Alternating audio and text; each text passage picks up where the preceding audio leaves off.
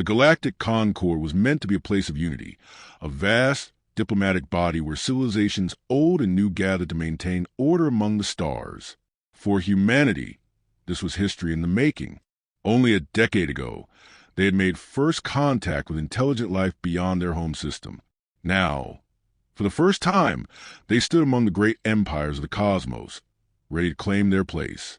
Ambassador Elias Rourke adjusted his ceremonial jacket, a navy blue uniform adorned with subtle golden embroidery, and stepped into the grand assembly hall of the Concord. The chamber was immense, designed to accommodate species of all shapes and sizes. Towering reptilian forms, shimmering energy beings, and creatures that seemed more machine than organic filled the tiered seating. At the center, beneath the massive holographic seal of the Concord, Rourke took his place at the podium. Humanity had waited for this moment, and he would not fail them. He began with carefully chosen words, acknowledging the gathered species, honoring their wisdom, and reaffirming humanity's commitment to peace. As he spoke, he noticed subtle shifts in the expressions of the delegates, some approving, others unreadable. But then his gaze fell upon the Kthari, a predatory species. The Kthari were infamous even among the most warlike civilizations. Their warriors were clad in dark, ceremonial armor, their feline-like features sharp and imposing. Unlike the other delegates, who maintained formality of the occasion, the Kthari did not sit. They stood in rigid formation, their golden eyes locked onto him with unwavering intensity. Rourke had been briefed on them. The Kthari operated on a strict code of honor. Every gesture, every word carried weight in their culture. And yet, the details of that code remained shrouded in mystery. No species had ever truly deciphered their ways. What humanity knew was that the Kthari did not forgive disrespect. So when Rourke raised his glass in a toast, offering what was meant to be a universal gesture of goodwill, he did not expect the reaction that followed. A sharp, guttural sound filled the hall. The Kthari leader, a towering figure with deep crimson fur and intricate silver markings on his forehead, stepped forward. His claws flexed against the floor, and his tail lashed once before stilling, a movement that sent a ripple of unease through the chamber. "The challenge has been issued," the Kthari intoned, his voice carrying to the hall like a blade drawn from a sheath. Murmurs erupted among the gathered species. The holographic displays that had been translating the proceedings flickered erratically as alien diplomats whispered amongst themselves. Even those who had never directly interacted with the Kthari knew the significance of what had just happened. Rourke frowned. Challenge. A silence stretched between them, thick and suffocating. Finally, a Zalari delegate, an elder being composed of luminous tendrils, spoke in hushed urgency. "Ambassador, you have unknowingly performed the rite of provocation." The words meant nothing to Rourke, but their weight was evident in the way the chamber stilled. The Zalari's light dimmed, their equivalent of dread. The Kthari leader took another step forward. "The moment your hand was raised in that manner, you invoked the ancient challenge. We accept." The realization settled over Rourke like a cold shadow. He had made an error, one born of ignorance, but the Kthari did not believe in mistakes, only intent. He tried to recover, lifting his hands in a placating gesture. "I assure you, there was no offense meant. This was misunderstanding." The Kthari leader bared his fangs. "Misunderstandings do not matter. You have declared war on the Kthari, and war human is what you shall have." A heavy silence followed. A sleek, insectoid delegate clicked his mandibles. No species has ever survived open war with the Kthari. Rourke's mind raced. There had to be a way to de-escalate, to reframe the event before it spiraled beyond control. But the Kthari were not known for diplomacy. Once blood was demanded, an emergency session was called immediately. Rourke found himself in a separate chamber with a handful of other delegates, some sympathetic, others wary. A projection of Earth's highest officials flickered before him, their expressions grim as they absorbed the situation. "This can't be real," murmured one of Earth's advisors. "An accidental gesture can't start a war." "It can with them," said the Zalari elder. "To withdraw the challenge would be a sign of weakness, and the Kthari do not make exceptions. They have never ignored a declaration of war, and they never negotiate surrender. Your people have been marked, President Darnell, her face taut with controlled fury, exhaled sharply. Where are options? The Zalari hesitated. Survival is unlikely. You're a young species. Your fleets are nothing compared to theirs. Then what do we do? Rourke demanded, his frustration mounting. Silence. No answer came. Within hours, news of the declaration spread across the galaxy. Broadcasts relayed the grim reality to Earth's population. Panic spread, markets crashed, and military leaders scrambled for solutions. Messages were sent to Kthari in the hope of averting bloodshed, but the only reply was a single, chilling transmission. Prepare for war. The Kthari were already mobilizing. Their fleets, vast and terrible, shifted course toward human space. Their warriors, bred for battle, sharpened their blades in anticipation of what they saw as an honorable conflict. For the first time in history, humanity was at war with a species that had never known defeat, and as the stars bore silent witness, Earth prepared for the inevitable. The first attack came without ceremony. There was no warning, no ultimatum, only the cold precision of a species that had perfected the art of war over millennia. It began on the edges of human-controlled space, in the outermost colony of Vesper 9. The station orbited a barren world rich in rare minerals, its inhabitants mostly miners and engineers. The Kthari arrived in silence, their fleet dropping from warp like specters of death. Sensors barely had time to register the disturbance before the first salvo hit. Lieutenant Adrian Cole was on duty when the alarms blared. The control room, once humming with quiet efficiency, erupted into chaos. Red warning lights cast jagged shadows against the metal walls as comms officers scrambled for answers. Unknown vessels incoming. Designation matches Kthari warships. Cole's stomach clenched. She had seen the reports, heard the speculation, but deep down, she had hoped diplomacy would prevail. Now, as the station's exterior cameras flickered to life, she saw the truth for herself. The Kthari ships were unlike anything in the Terran fleet. Sleek and angular, their hulls pulsed with an eerie bioluminescence, a visual signature of their living metal construction. The largest of them, a dreadnought the size of a small city, eclipsed the stars as it took position above the station. "This is Lieutenant Cole of Vesper 9, she called out over open comms, forcing steel into her voice.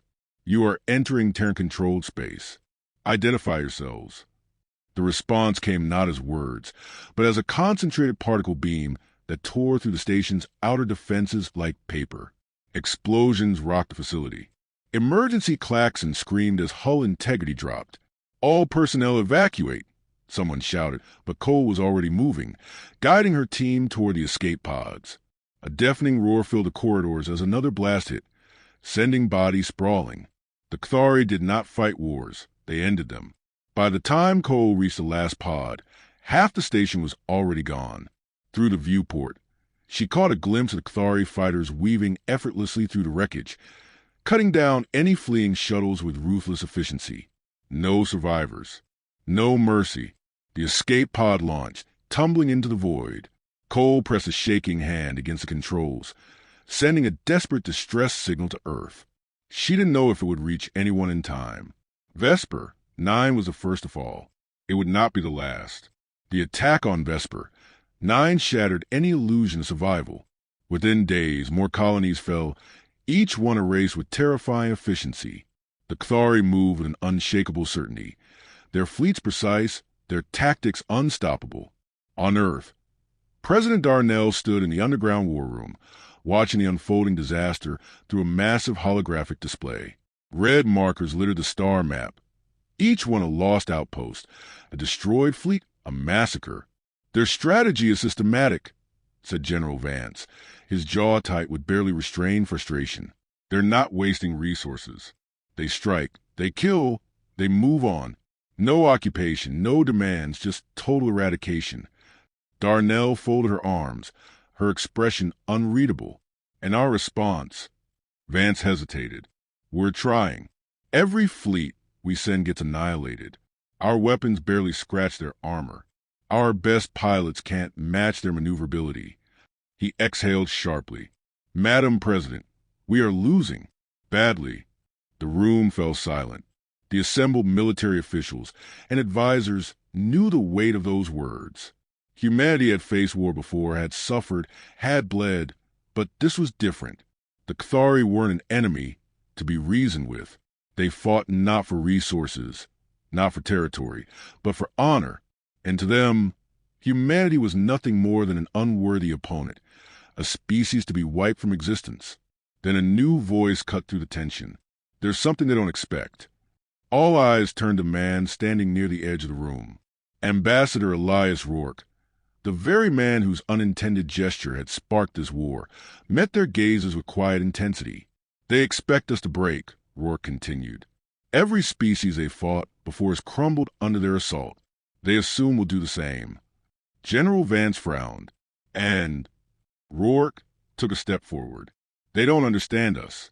They don't understand that we don't stop fighting just because we're losing. That's the mistake they're making.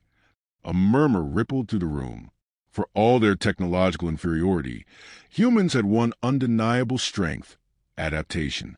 Every time they had been pushed to the brink, on their own world, in their own wars, they had found a way to survive.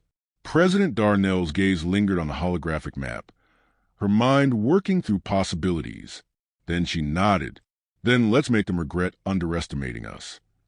The next battle took place on the edge of the Sirius system. The Cathari fleet arrived expecting another effortless slaughter.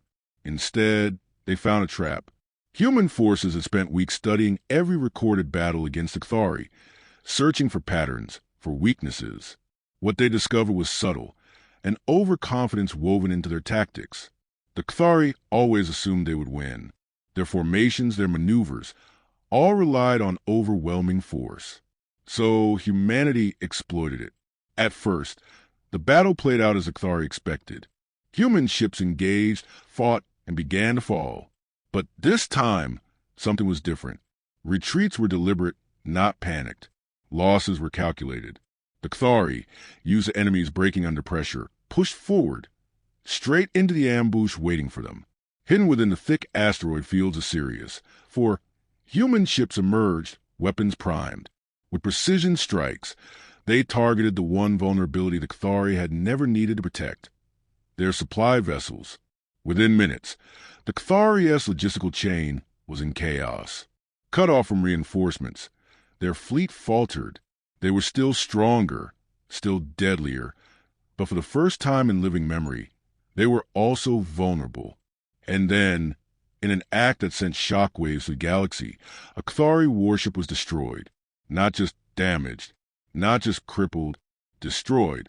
The moment rippled across every battlefield, every screen. For the first time in recorded history, the Cathari had lost a ship in open combat. It was a small victory, almost insignificant in the grand scale of war.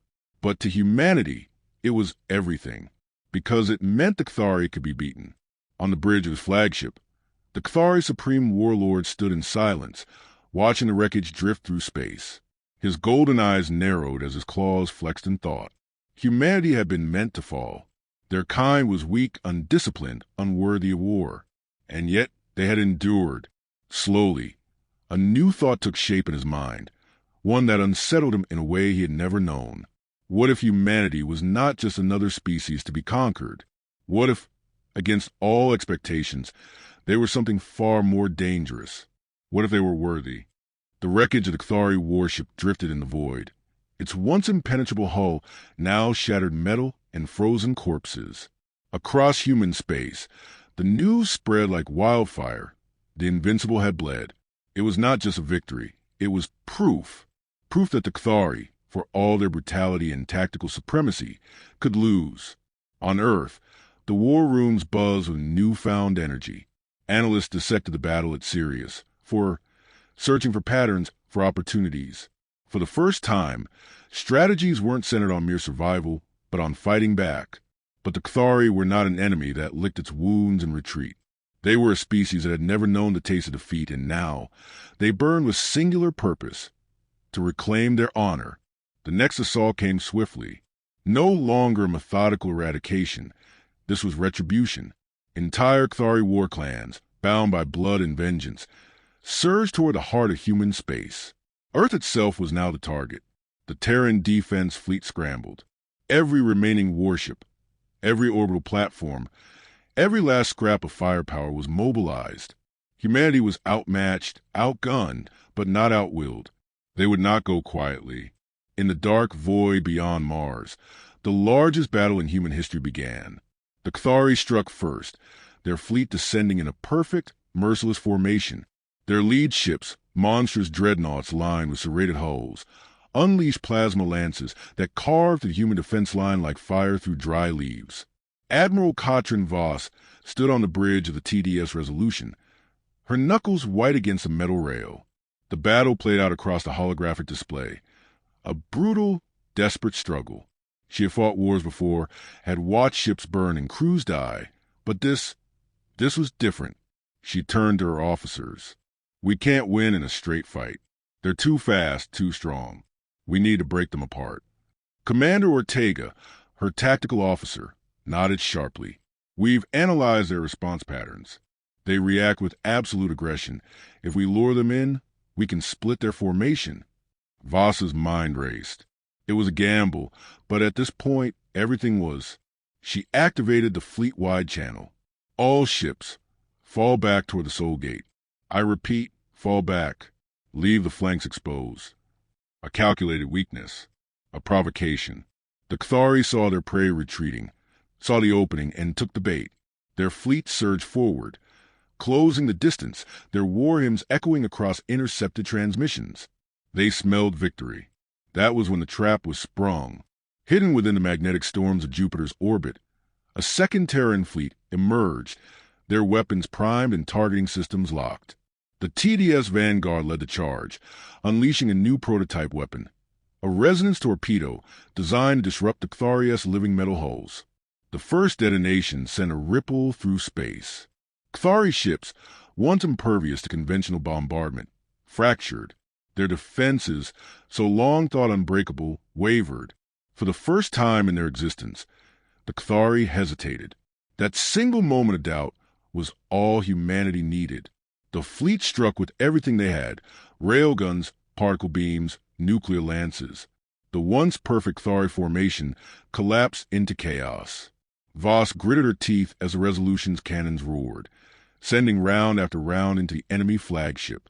Across the battlefield, human forces adapted on the fly, shifting tactics, exploiting weaknesses.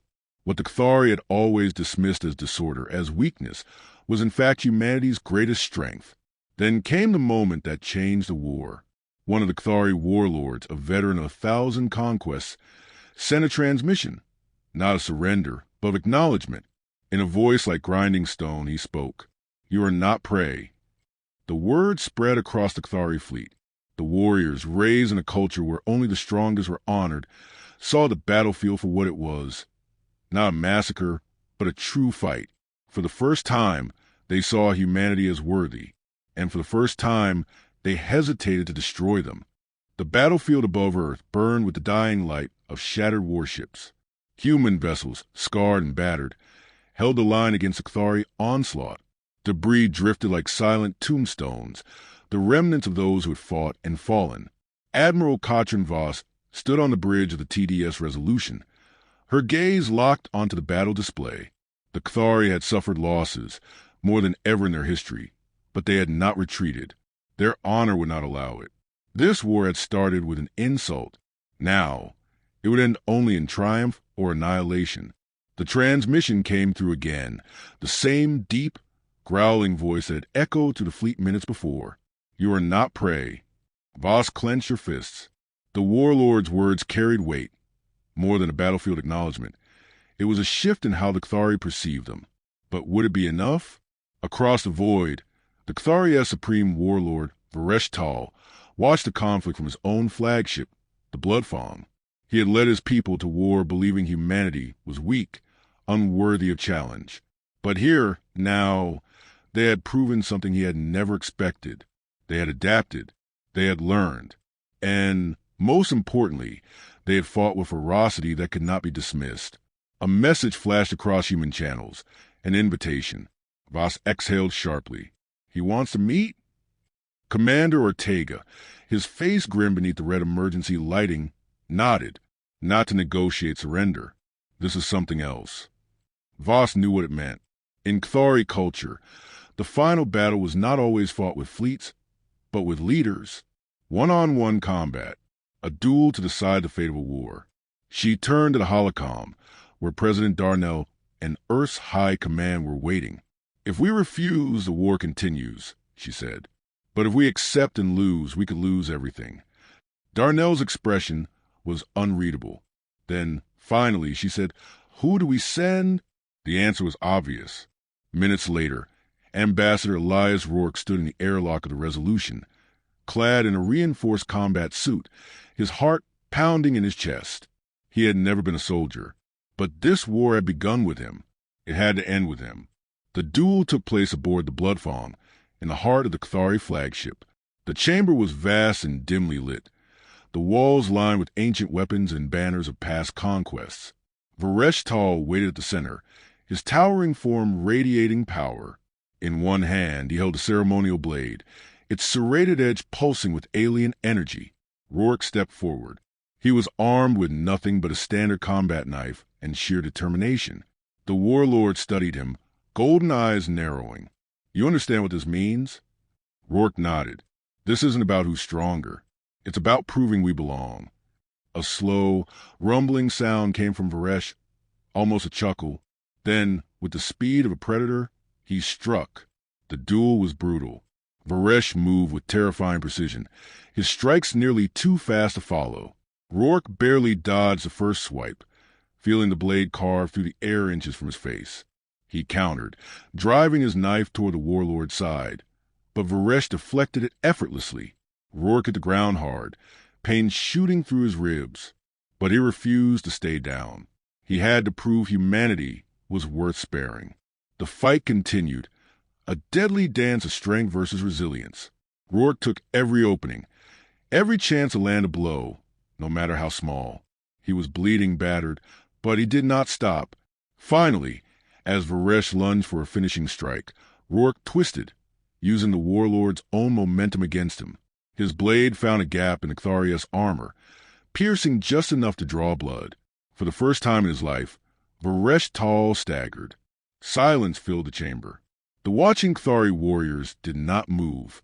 Then Varesh let out a deep breath and laughed. "You are worthy," he said, stepping back. He turned to his warriors, his voice carrying through the halls of the Bloodfawn. "The war is over." A ripple of shock moved through the gathered Cthari, but none challenged him. Honor had been restored, not through victory, but through recognition. Rourke collapsed to one knee, exhaustion threatening to pull him under. But as he looked up, he saw something he had never expected.